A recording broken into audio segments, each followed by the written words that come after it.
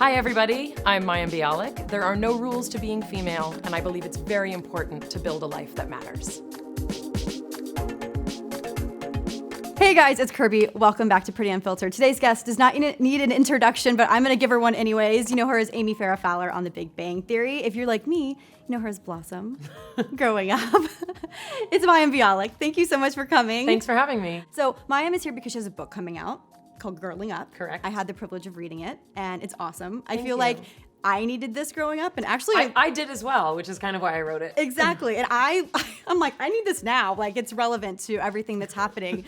But why did you create this book? Tell the people you're a neuroscientist. I am. I don't just play one on TV. Which is so cool. I'm trained as a neuroscientist, and I've actually written kind of about what it's like to play a late bloomer on The Big Bang Theory. Mm-hmm. Amy and Sheldon very famously have late coitus Yes, in their relationship. yes. And I have a website called Grok Nation, and I wrote an essay about what it was like to portray this intimate act, both as a late bloomer and for this character. And I was approached by Jill Santopolo from Penguin, and she said, I loved the way you talked about modesty and a notion of boundaries in a relationship, and would you be interested in writing more about that? And I said, well, since you're asking, what I'd love to do is write a whole book about the female experience, everything from puberty to dating and being a late bloomer or not, and difficult things in life and how we make an impact in the world. And I kind of wrote a scientific perspective on growing up as a girl. I think is so smart because you kind of touched on this, but there are so many books out there for girls growing up. Like, here's what puberty is, Yep. and here's how to navigate dating, and here's like the anatomy of your body. Right. But there's nothing that kind of brings that all together. Like, why do I feel this way when Right. I see a boy I like, or Right. a girl I like, or whatever it is? So I found the book really fascinating. Thank you. Neuroscience. You were an actress. Right. What made you actually passionate about neuroscience when it came to, the field? Yeah, so I was on a TV show from the time I was 14 to 19 called Blossom, and I had different tutors for every subject just because I was in junior high and high school. Yep. So I had this woman who was my biology tutor during Blossom, and it was her passion for science that made me believe that I could be that passionate about science. I thought you could only be that passionate about like fashion or art or literature. Yep. So having a female role model was really helpful to me, and she gave me the skill set and the confidence to believe that I could do it. And so when Blossom ended, I went to UCLA. I got my degree in neuroscience, and I did a minor in Hebrew and Jewish studies because it helped my GPA. Of course. And then I went straight to a PhD program in neuroscience, and that's my life. I mean, that's absolutely phenomenal. I can't even begin to scratch the surface of what that must be like. But, you know, as a woman going into this field, you kind of touch on this in the book, you were raising your kids like while going through this program, which I'm like, are you kidding me? What's it like being a woman in that field?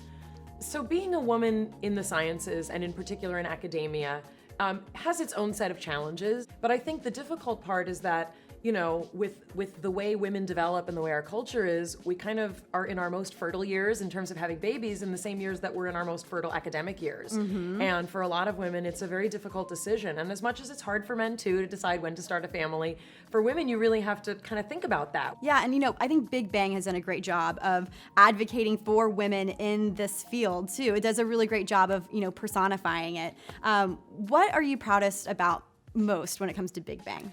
Well, I think honestly, since we're kind of talking about STEM stuff, our show depicts two scientists who are female. So the Bernadette character is a microbiologist. Yep. My character is a neurobiologist. And I think what's really neat is that the Bernadette character wears cute dresses and headbands, and her outfits are generally, cute, and Melissa wears pretty makeup.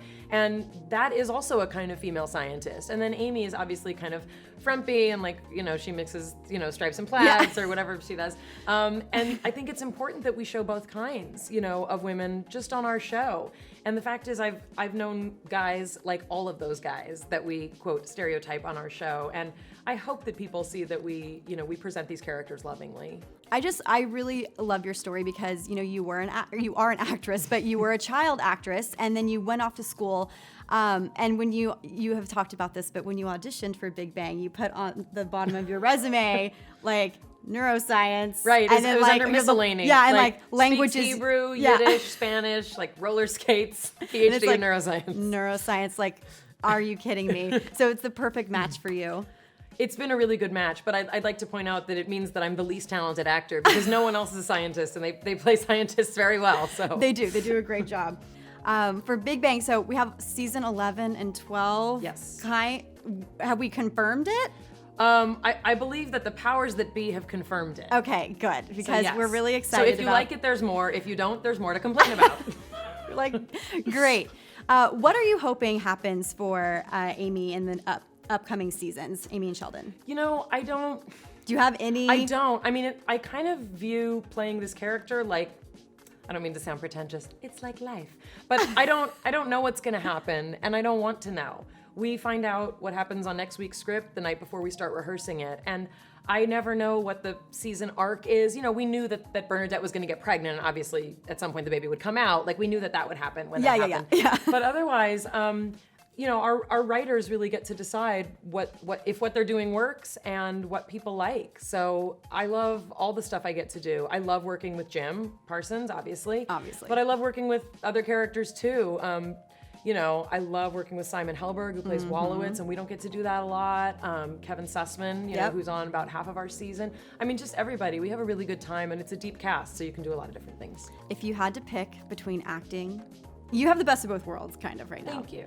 But for acting and neuroscience, being a scientist, what? The lifestyle is very different, and I think a more anonymous life of academia, where I don't have to wear hair and makeup all the time, would probably suit my personality better. But I'm very grateful to be working, and now I'm kind of in it. Yeah, you're in it to win it. Yeah. All right, I want to finish this up because you posted a video, I think it was just a few weeks ago, that I found so interesting. It was about religion and science. Oh yeah, for my YouTube channel. Yes, which we will be linking below. Thank you. And I found it fascinating, and I'm really glad that you did talk about it, because a lot of people do have a disconnect there. Like, how are you a part of this organized religion, but also you are, a scientist based on fact.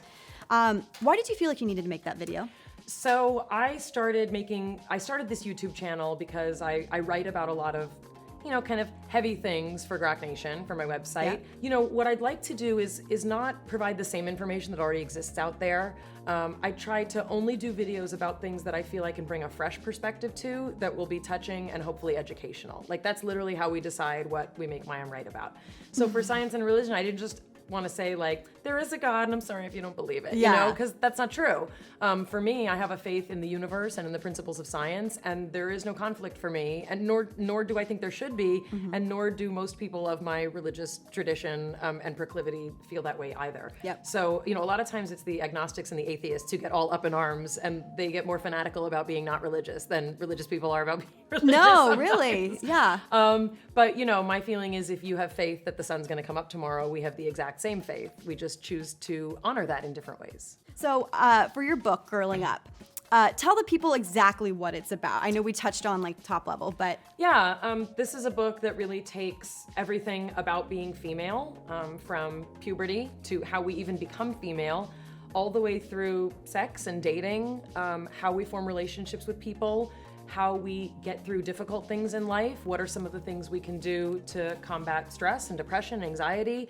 We talk about eating disorders, all sorts of relevant things like that. We talk about body image, and the final chapter is about kind of building a life that you want and starting to think about it as early as you want to. Yeah. No one ever presented to me options for literally what people do after high school. Like, I knew what my parents did and what my parents' friends did, but I never knew why some people choose to go to trade school or why people join the army or, things like that. So we really lay out how to build a life that matters. Think about the kind of life you want and talk to people who have a life that you want and learn how to work towards that. And that chapter also includes a huge section on volunteering and why it's important to have things you're passionate about that make you feel bigger in a very, very big world. Exactly. In a positive way.